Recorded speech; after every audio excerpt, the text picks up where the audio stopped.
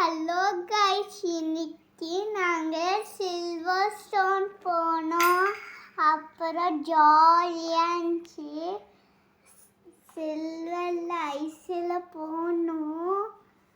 அப்போ என்ஜாயாக டான்ஸ் பண்ணோம். நான் மம்மி டாடி கூட போனேன். அப்போ ஸ்னோ எடுத்து அவங்க மேலே வீசினேன். ஜாலியாக டீ குடித்தேன். ஜாலியாக டான்ஸ் ஆடினேன். சூப்பராக என்ஜாய் பண்ணேன்.